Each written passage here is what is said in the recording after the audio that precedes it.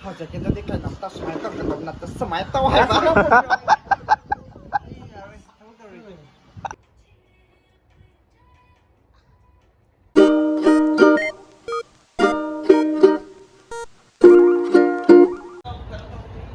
Mayam puni luhongba re magi ke bahor ni ngahale ya puni luhongba bani Mayam invite tok tapi sabi ganu masih kha juga nak hong bani ngatang da gara-gara ni ngatang da gara-gara luhong bini yaudi สมได้หรอ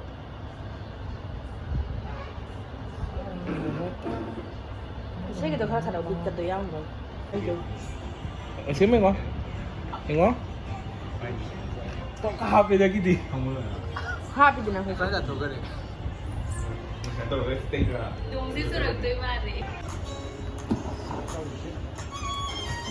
masih dia ko ibungo sina igi poloi se tubi hai bu hai ra ba nang bo 이네 내가 또 hai na na ba taw ni ta da hazalo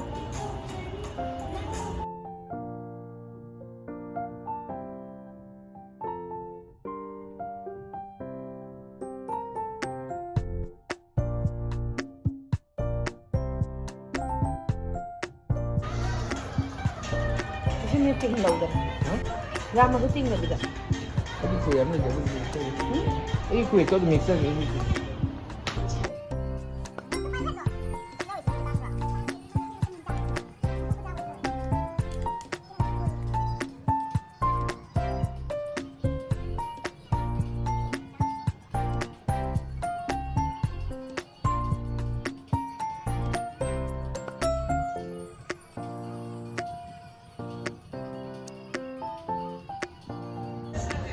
Kasi bisi naman ka no. Kasi hey kaya din. Manipur designer ito ko lagi ni kaya mo sama. Nhà là bút mặn ngay thì sao vậy?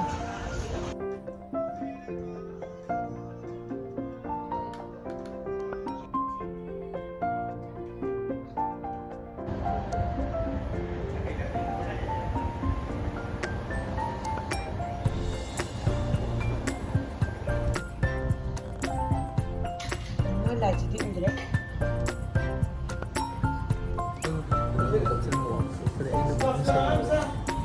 Erase it.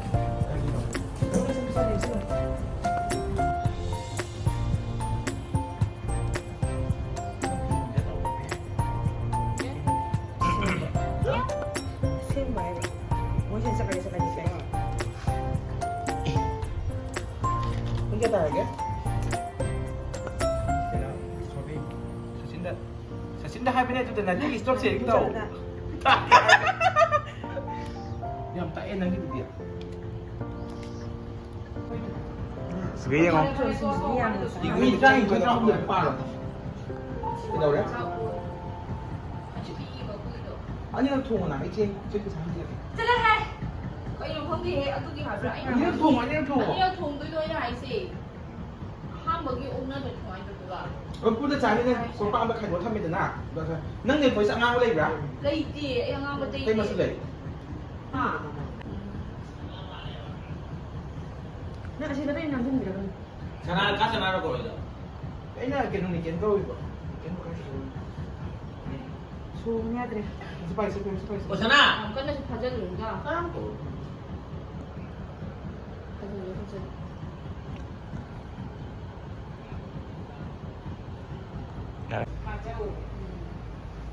Có đâu pan đây. Các thùng này đang đủ không?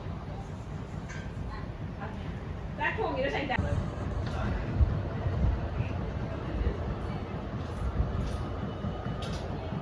먹고 쓰는 롤 컨설리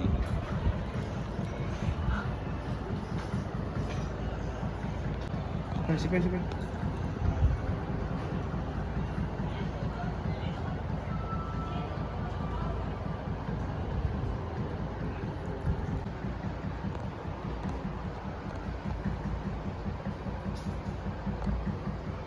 Mayam poloi set na loi zare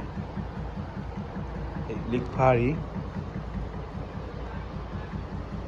Liksi na. oh lik siri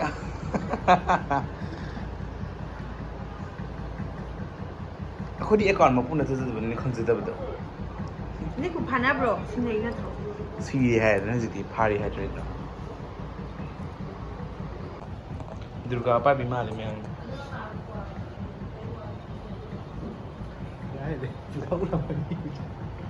ꯄꯨꯁꯅꯨ ꯑꯩ blur ꯇꯝꯍꯟꯕꯗ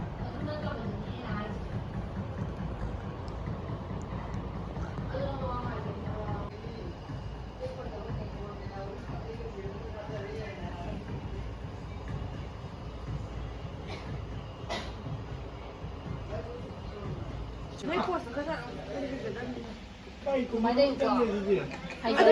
ꯃꯥꯏ ꯈꯥꯁꯦ ꯈꯔ ꯋꯥꯡꯉꯗꯤ ꯐꯕ ꯀꯩꯅꯣ ꯑꯩ ꯁꯨꯛꯌꯥꯝ ꯋꯥꯡꯕꯗꯤ ꯏꯅꯦ Mga prosesi. Ako mo maflar after ah. Ako mo? Ano mo?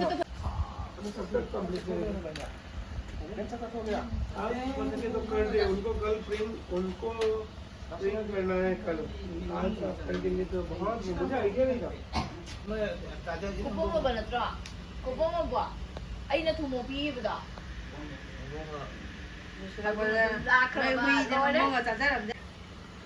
저기도 아니네.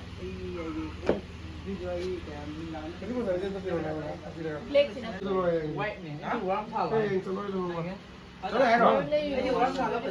warm तो है White. White. warm Warm je. ꯌꯥꯎꯖꯗ꯭ꯔꯦ ꯕꯦꯗꯨꯅ ꯃꯌꯥꯝꯅ ꯈꯔ ꯍꯩꯔꯛꯎ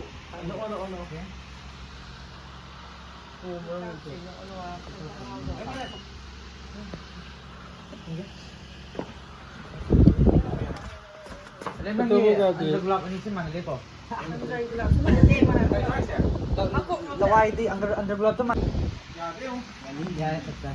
तुम्हें Nakang nggak pas dia ada benar. Ayo, sekarang kalau ay hantay block yang apa? Ito ko wa. Mina hari. Mina hari. Kay jadi kay. Nanta nga ka ba? ꯍꯪꯒꯠꯁꯤ ꯑꯩꯁꯦ ꯀꯟꯅ ꯇꯥꯛꯄꯤꯔꯤ ꯃꯣꯏꯅ ꯑꯦꯛꯇꯤꯡꯁꯦ ꯄꯣꯁꯁꯦ ꯀꯃꯥꯏꯅ ꯇꯧꯗꯣꯏꯅꯣ ꯍꯥꯏꯗꯣ ꯑꯩꯁꯦ ꯈꯔ ꯍꯩꯖꯗꯕ ꯍꯥꯏꯇꯥꯔꯦ ꯈꯔ ꯑꯀꯟꯕ ꯁꯣꯐꯠ ꯑꯣꯏꯍꯟꯕꯒꯤ ꯍꯣꯠꯅꯖꯔꯤ ꯃꯣꯏ ꯃꯌꯥꯝ ꯆꯪꯅꯩꯁꯦ ꯑꯗꯨꯅꯤ ꯃꯌꯥꯝ ꯌꯦꯡꯁꯤ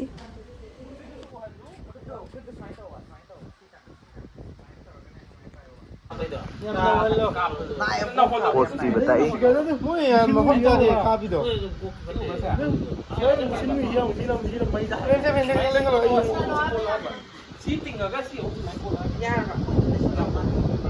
토달로 토달로 말로 만나는 야야야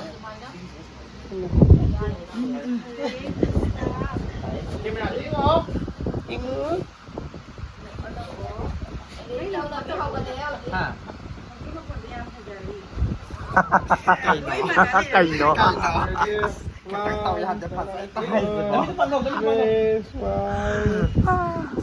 Jarang pernah nih blog tak. Kaino kan ko hatang matang sa ako'y letrin ko ising sa ako ay tao tayo na habang dali ka masan ni.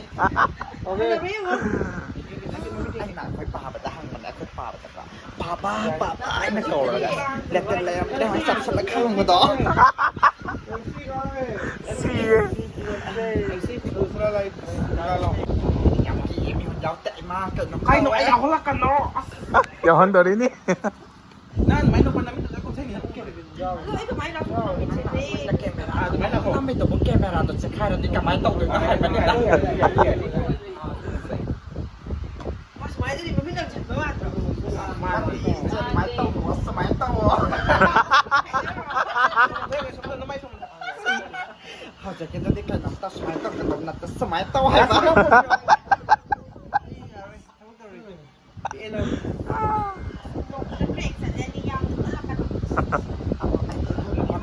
้ำเต้า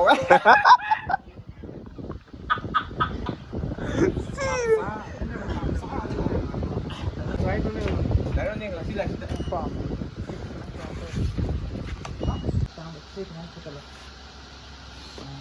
Kiji de pasti. Aduh, kud memang tadi yang itu. dia mau itu dia Ay, sa dole na kala din na. Nang dole. Dolang pala mai. Tama. robot dia ano main sih robot khitang lấy thôi chỉ em lấy khitang trắng đã mít đó cái gì đấy không có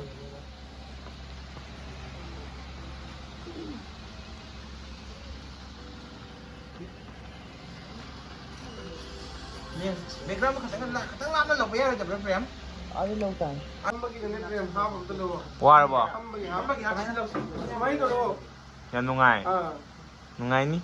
no expression ba yeng le expression sana juga taina mai na mai le cái gì chủ động là chỉ có gì là mình cái máy không mua cái máy không mua được đấy cái kinh nghiệm đấy này bác xin em vào gì photo cardผมtôi đi xin vào gì card đi xin gặp bác cho thay cái gì nữa mà sai cái gì speaker cái nó cái speaker cái hello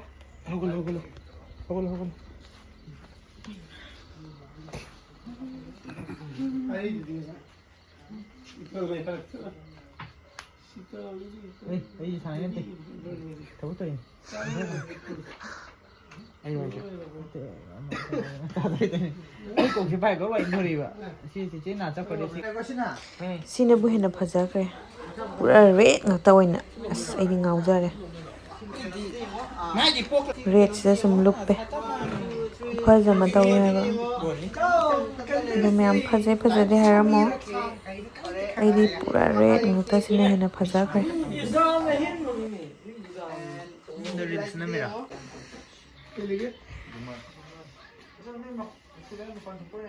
loisalle luhongba lore na parakdre dum myam sut su loirabani hoi chak chat thoe thenge pung 12 ta dore handrobani hojik adoni myam asigi blog se swaida sungloi chalaiye mathangi next blog tamo thengnarasi aigi photo shoot phajai phajade so haibiramo myam bye